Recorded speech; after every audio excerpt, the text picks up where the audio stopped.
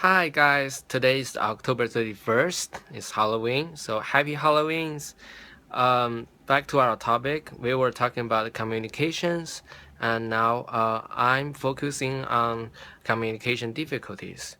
In order to do my research, I categorize communication difficulty to two main aspects. The first aspect is physical communication difficulties, where people have communication difficulties suffering from their physical disorder, such as they cannot move their bodies, they have problem in their tongue, so somehow they can't express themselves properly. But I'm focusing on the psychological communication difficulties. So it is the second communicating difficulties aspect. And students who have psychological communication difficulties, um, probably they are under pressure and they are afraid of speaking in public.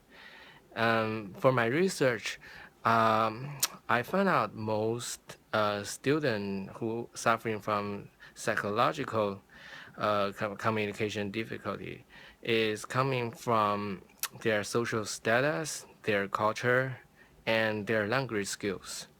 And most of the students who suffering from psychological difficulties are minority students. They're coming from different countries and their first language is not English. Today I'm heading over to a high school called Thomas Kelly High School. It's located in southwest Chicago. The school is founded on December 3rd, 1928, and it's a 4-year Chicago public high school, and the size is about 4,000 students.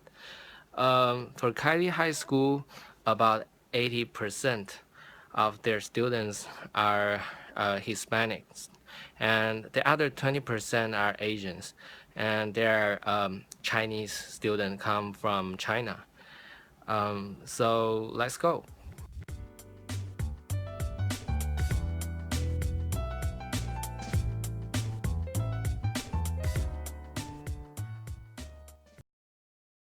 So, so hello everyone. Today I'm in a Chinese classroom here. I'm really happy to be talk with Mr. May, our Chinese teacher. Nice to meet you. Hi, nice to meet you. Um, can you introduce me? How many years have you been teaching Chinese here? Oh, yes, let me introduce myself. I'm Mr. May. I have been teaching Chinese at Kelly for 20 years. Wow. So it's a long year. Do you enjoy teaching here? Oh yeah, I enjoy teaching at Kelly very much. At the beginning, we Kelly we only have about 5 Chinese students, and then we started teaching them Cantonese because they came from Canton. Uh-huh. That's their mother tongue. So we started teaching them Cantonese. So also at the beginning, I also taught mathematics. Wow. I taught algebra 1 and geometry.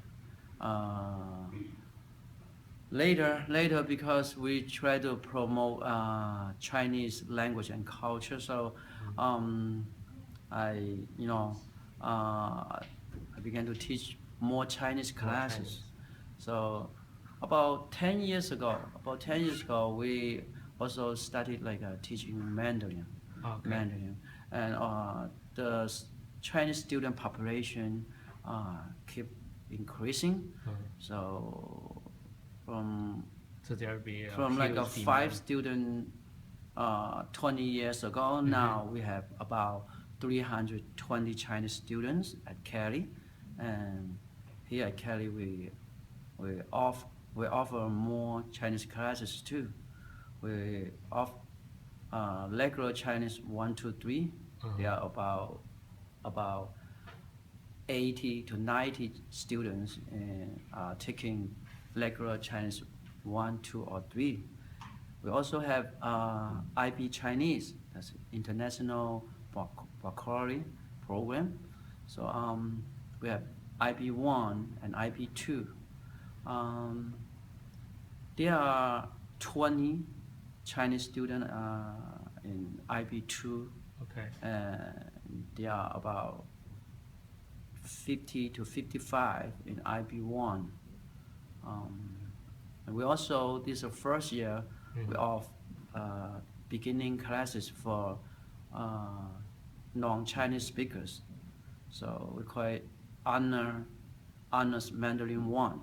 So we have, uh, this is the first year we don't have too many in this class. We have eight students are taking beginning class, honors Mandarin 1.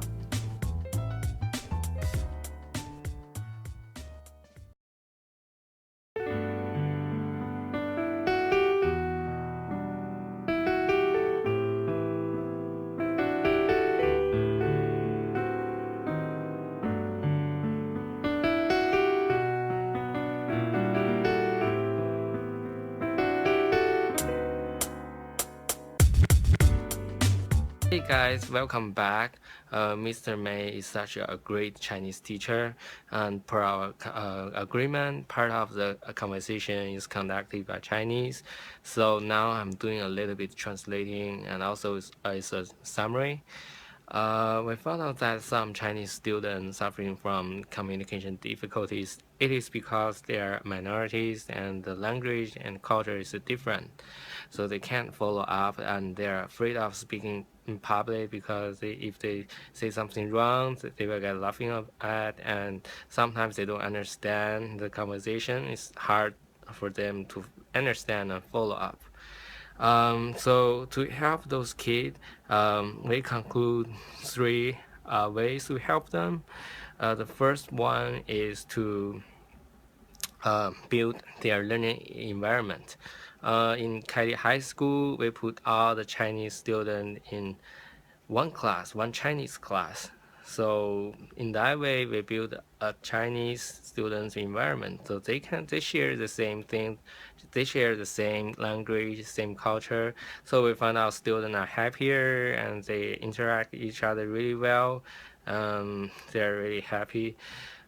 This is the first way. The second is try to find out what they are good at. Try to find out what they are interested.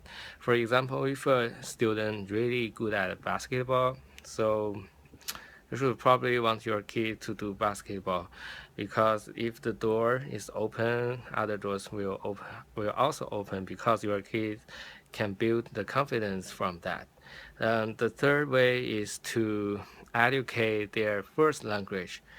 Most parents believe that okay, my kid come from China to US, why not just forget about Chinese, just learn English?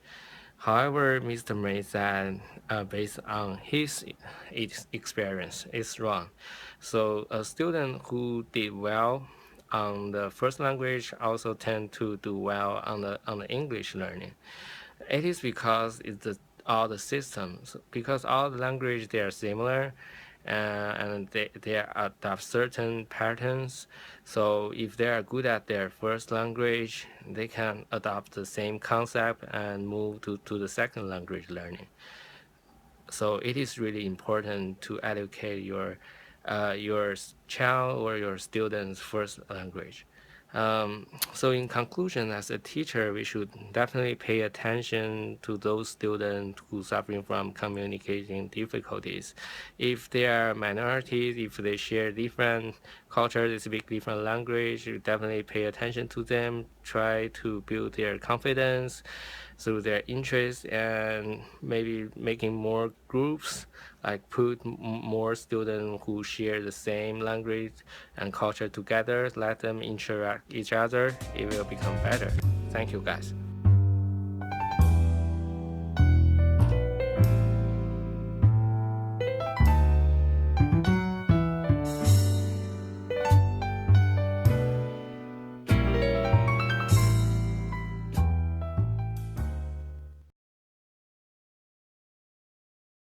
OK， 嗯哼，现在用中文啊。您说，很多家长希望他们的孩子到美国来学习，然后他们本来是希望自己的孩子能在一个美国人的语言环境下学习，但是后来，事实上这些会产生一些问题，你能解释一下这些问题吗？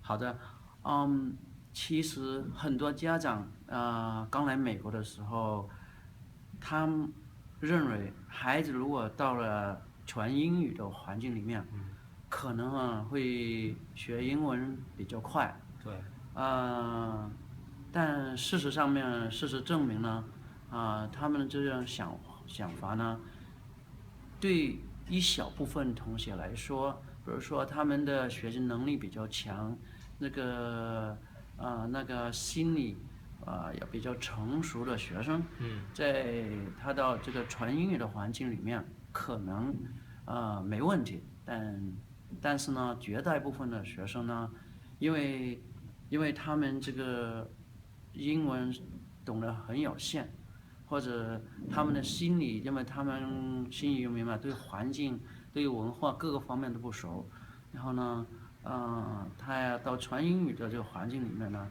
他会产生很多的心理问题，比如说他们会感到很无助、很彷徨，因为他们心理上有问题的时候，想问没人可以让他们 work，没人帮他们解决这个，除了这个学习方面的问题呢，就是心理上面的问题呢，或者是日常那个学生生活上面的问题呢，也没人帮他们，他们慢慢就会产生一种心理，